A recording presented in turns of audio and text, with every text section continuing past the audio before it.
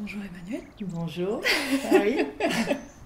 Alors on est avec toi aujourd'hui pour répondre à toute une série de questions autour des chevaux, puisque tu es avec eux au quotidien finalement, et on imagine que tu apprends beaucoup de choses à leur contact, et peut-être même que ça vient se répercuter dans d'autres domaines de ta vie, qui sait. Quand as-tu commencé à côtoyer des chevaux et comment ça s'est passé, peut-être même pourquoi ça s'est passé de cette façon-là? Quand est-ce que tout ça a commencé? Alors, tout ça a commencé à l'âge de 9 ans, d'une façon très classique, une petite fille qui avait envie de monter à cheval. Pour éprouver son besoin, son envie de monter à cheval, ses parents l'ont mis en stage une semaine avec des poneys dans un poney club où on montait à cru. Et le jeudi soir, mon papa est passé me voir et il m'a ramenée à la maison tellement j'étais fatiguée. Et j'avais les fesses en sang. Et je voulais absolument y retourner le vendredi matin. Et le vendredi matin, j'y étais et j'ai fini le stage. Donc j'étais hyper motivée à faire cette activité-là. Donc j'ai continué et je n'ai plus jamais arrêté. D'accord. Et tu es toujours accrue avec les fesses en sang ou ça a évolué? Non, ça, c'est fini. C'est fini. Mais il était vraiment très... Il avait un dos comme ça, ce poney, tu vois. On en a tous vu un comme ça. Voilà. Donc, mais non, je ne le sentais pas. Moi, je n'avais pas mal et j'étais heureuse comme tout. Et c'est juste que mon état a fait peur à mon papa. Mais moi, j'allais très bien. D'accord. Donc ça a commencé finalement comme la plupart d'entre nous. Tout à fait. Dans un club. Dans un club, j'ai eu une formation équestre tout à fait classique jusqu'à l'âge de 40 ans. J'ai pratiqué l'équitation de façon classique avec une interruption au début de ma vie professionnelle, comme beaucoup de monde. Avant, j'avais évolué très très vite, eu les diplômes équestres assez rapidement. À 15 ans, j'avais ce qui est maintenant le galop 7. Et puis j'ai fait un peu de compétition en saut d'obstacles. Et puis je me suis arrêtée quelques années, une dizaine d'années, comme tout le monde, faire ses études, commencer sa vie professionnelle. Je m'y suis remise de façon tout à fait amateur à la trentaine, à 33, 32 ans, je ne sais plus trop. Et là, l'équitation que je pratiquais sans me poser de questions avant a commencé à me poser des questions. Et puis j'ai rencontré des chevaux qui m'ont fait poser encore plus de questions, jusqu'à me poser la question que si c'est ça l'équitation, j'arrête. Et c'est totalement inimaginable pour moi d'arrêter de côtoyer des chevaux. Donc j'ai cherché autre chose. J'ai complètement viré, complètement revu ma façon de voir les choses, ma façon de côtoyer les chevaux, ma façon de les faire vivre. Il y a eu un vrai revirement de situation à la quarantaine à peu près. Et tu pourrais dire ce qui a fait que finalement avant tu te posais pas de questions et là tout d'un coup ça t'est apparu différemment? Je dirais la maturité ou une sensibilité qui s'est exacerbée avec l'âge, une envie de plus d'harmonie. Peut-être qu'avec la maturité tu es moins soumis à l'influence des autres. Oui, on a tendance à suivre. Voilà, quand tu es enfant, ado, tu fais ce que le prof dit, tu cherches pas ailleurs. Après, l'époque avait changé aussi. Ok. Et alors, tu nous parles d'à peu près 35 ans, ce moment charnière où il y a eu cette évolution-là pour toi. Ouais. Est-ce qu'il y a eu, peut-être à ce moment aussi, un cheval en particulier?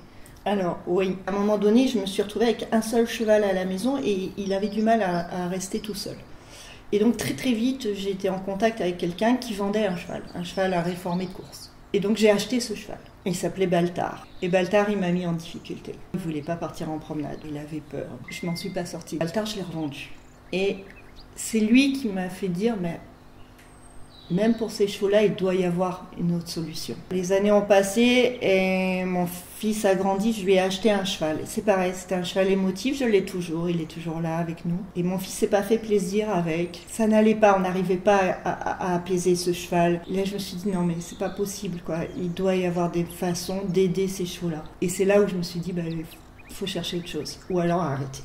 Et à ce propos, justement, est-ce que tu te souviens de l'une des premières choses que tu as apprises, alors peut-être avec eux, peut-être avant, dans mon ancienne vie équestre ou dans ma nouvelle vie équestre? ce que tu juges important. Ouais. Tu peux faire une passerelle entre les deux si tu veux. Alors, quand on m'a mis la première fois à cheval, qu'est-ce qu'on m'a expliqué? Comment tenir les rênes, comment positionner mes jambes, comment faire du trot enlevé, comment diriger le cheval au galop, parce que je me souviens, deuxième cours, on était au galop, on était 8 dans un manège. ça finissait en tas de chevaux dans un coin. On a tous vécu ça. Hein. Dans ma deuxième vie, premier apprentissage, c'est de plus m'en servir de mes rênes. D'établir avec le cheval un langage, une relation qui passait plus par de la contrainte physique au travers de rênes, de cordes, de morts, et qui passait par un langage commun. Et la capacité qu'ont les chevaux à apprendre, je ne le savais pas. Je l'ai découvert, on m'en avait jamais parlé.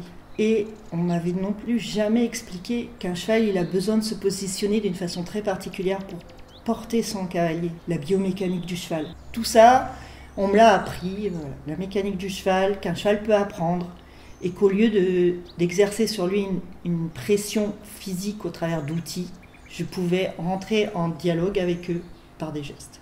Est-ce qu'il y a une leçon en particulier, un apprentissage en particulier que tu as mis du temps à apprendre ? Le plus complexe à apprendre, et c'est, je suis toujours en train de l'apprendre, et je pense qu'on est tous toujours en train de l'apprendre, c'est ce qu'on appelle le timing. C'est-à-dire quand demander, quoi demander, quand arrêter de demander et comment arrêter de demander.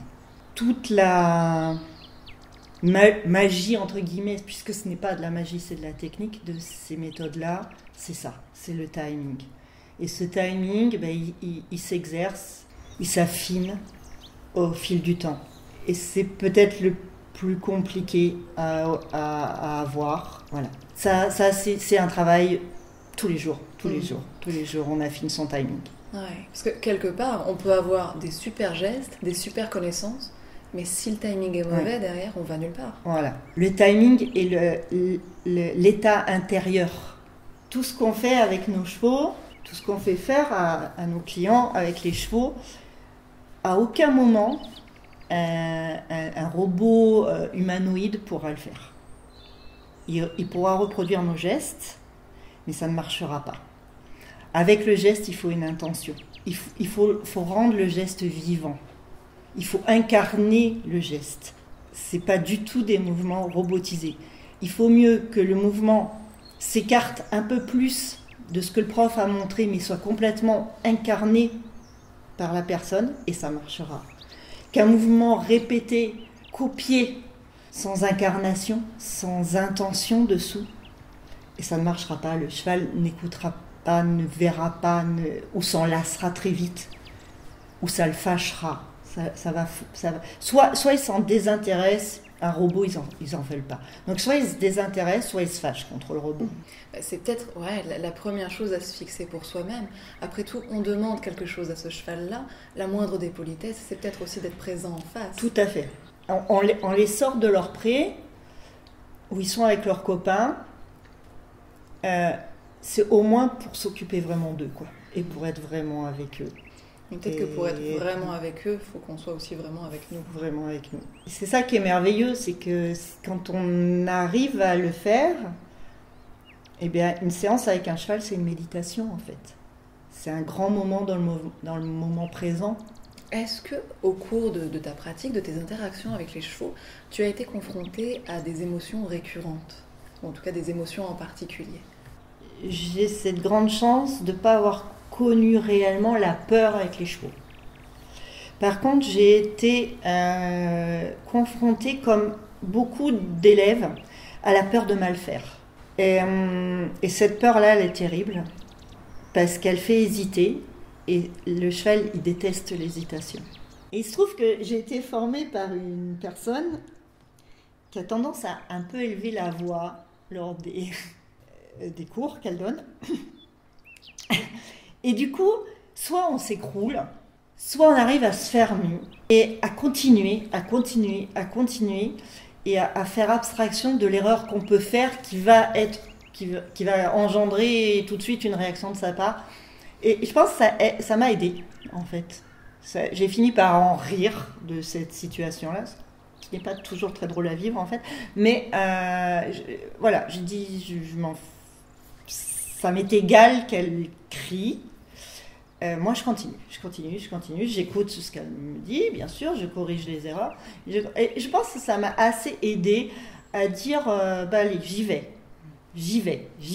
Voilà. Parce que plus on hésitait, plus elle hurlait. Donc, à un moment donné, il faut arrêter d'hésiter, quoi. Et je pense que sa motivation à elle, c'est de voir le cheval qui était en difficulté avec nos hésitations, et ça la mettait hors d'elle. Ce que je peux comprendre. Qu'après beaucoup de travail, en fait. Beaucoup de travail. Faire et refaire avec les chevaux, et on prend de l'assurance, et il faut commencer avec des chevaux faciles, sans difficulté, quoi, qui n'apportent pas de difficulté. Et puis voilà, on rôde ses gestes, on rôde. Il faut de l'expérience, il faut de l'expérience. Il faut commencer, pas comme moi, il faut commencer jeune et bosser. Et ça, voilà. Et à un moment donné, ça s'en va. Et même quand on a quelque chose de nouveau à faire, eh bien, on s'autorise à faire des erreurs, à mal le faire, et c'est pas grave, et on va progresser. Et voilà. Oui, c'est ça aussi, s'autoriser à pas être bon dès le départ, en fait. Voilà. Et oui, il y a des boulettes, mais peut-être que le fait de ne pas trop hésiter dans notre boulette, ça nous permet de peaufiner autour de notre boulette. Voilà, il faut agir avec sincérité. Je le fais vraiment. Je le fais à moitié, je demande à moitié, je fais... Non, ça, le cheval, il déteste. On l'a fait. Le résultat, il n'est pas bon sur le cheval, et bien on se remet en question, on change. On fait vraiment, on demande vraiment. Comme ça, le cheval, il va savoir dire oui ou non, et pas, je sais pas, ça m'intéresse pas, je comprends pas, et puis j'ai plus envie. C'est presque un bon conseil pour la vie de tous les jours, quelque part. Voilà. Dans les choix, qu'est-ce qu'on fait ? Je fais pas, je suis pas entre les deux. Ouais. Le cheval, il est le reflet, quoi. Il voit ce que tu as en toi, il voit la réalité, il voit ce que tu exprimes, et si c'est pas en accord, il va le dire. Et ça va le gêner. Il va le dire parce que ça va, soit, suivant les chevaux, le mettre en colère, soit le faire fuir, soit le désintéresser, l'endormir. Il va te le dire, qu'il y a un problème entre ce que tu ressens vraiment, ce que tu es vraiment en toi, l'état émotionnel dans lequel tu es réellement, et ce que tu veux faire croire. Ça veut dire qu'on doit s'améliorer en tant qu'humain avant de s'améliorer en tant que cavalier ? Oui. Le cheval, il veut un humain qui soit homogène. Fiable, ouais. Ah ouais, fiable.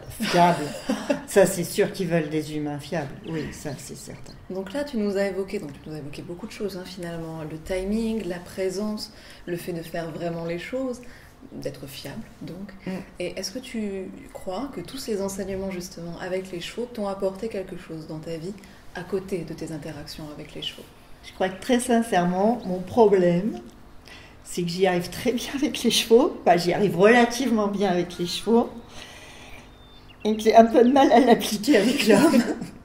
Encore. Avec les chevaux, je suis vraiment moi. Avec les autres humains, j'ai du mal à être encore vraiment moi. Ça n'a pas assez d'éteint sur le reste.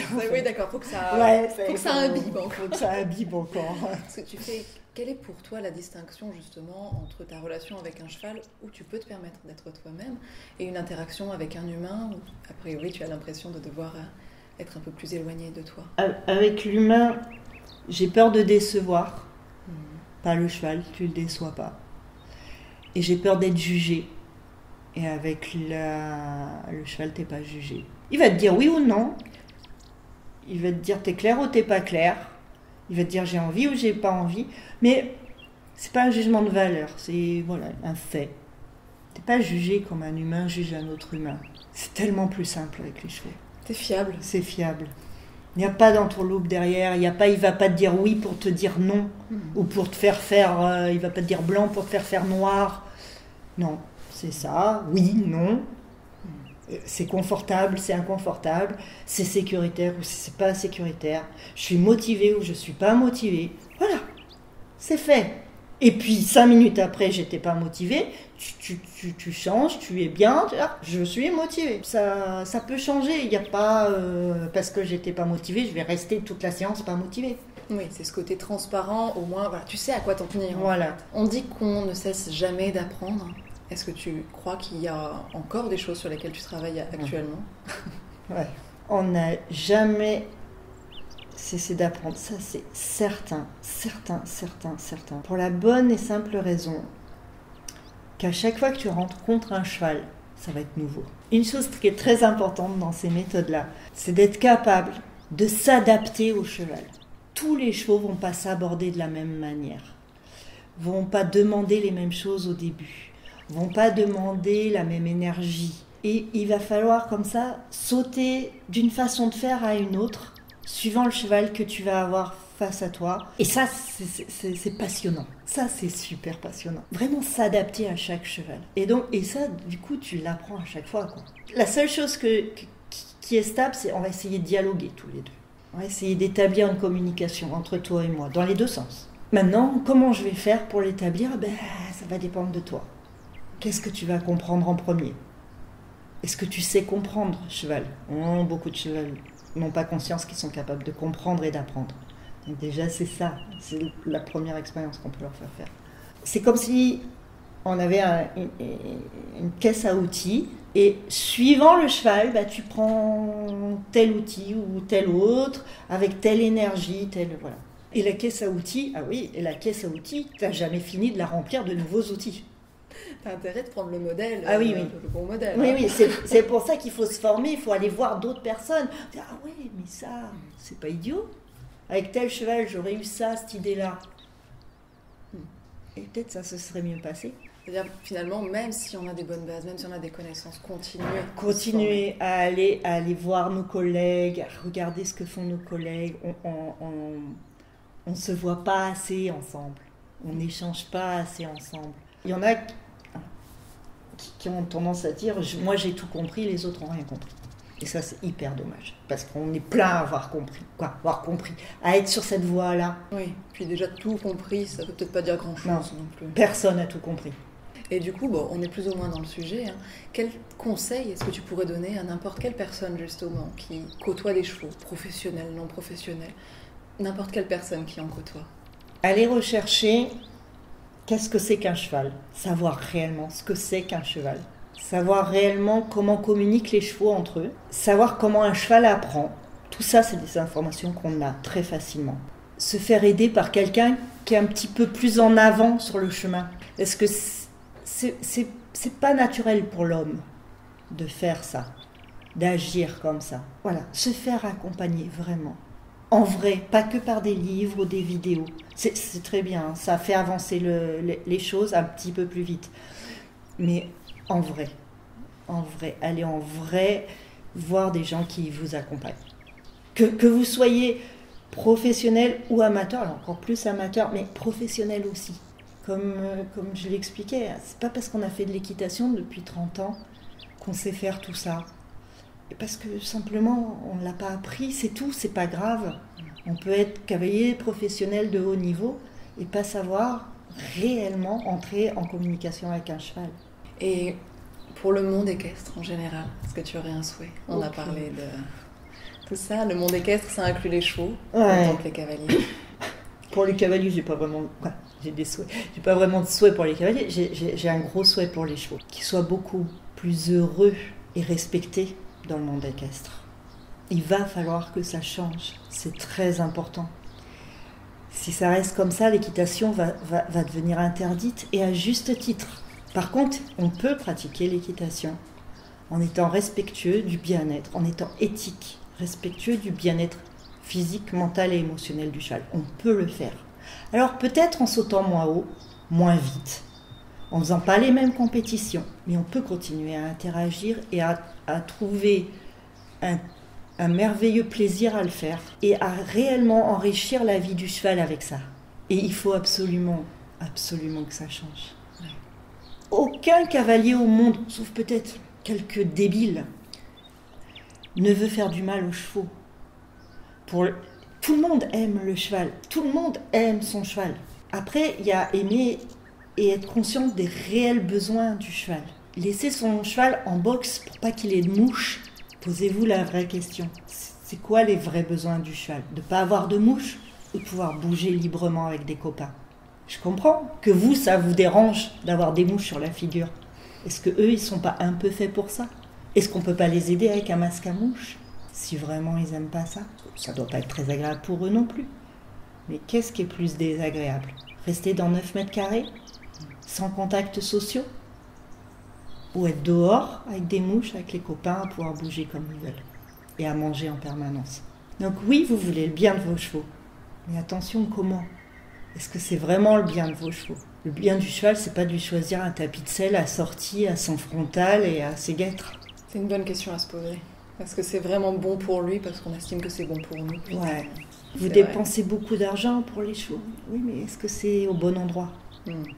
Et tant qu'on en est à extrapoler, un souhait peut-être pour le monde, pour l'avenir. Ouf. Apprendre à vraiment se parler pour se connaître. On revient sur la transparence. Ouais, sur la communication. La vraie communication. Et enfin, la dernière question de cette interview, en tout cas. À travers eux, à travers les chevaux, est-ce que tu penses que tu es devenue une meilleure personne? Je pense que grâce à eux, je peux être moi de temps en temps. Meilleur avec eux, oui. C'est sûr. Il faut que ça infuse. Mais voilà. Meilleur avec eux, c'est sûr. Meilleur avec les autres, je suis pas méchante, hein, mais je suis toujours pas très à l'aise. D'accord. C'est en cours de téléchargement. Voilà. On télécharge un côté et puis voilà. Après, il ne faut pas trop s'en demander. On avance chacun à notre rythme aussi. Voilà.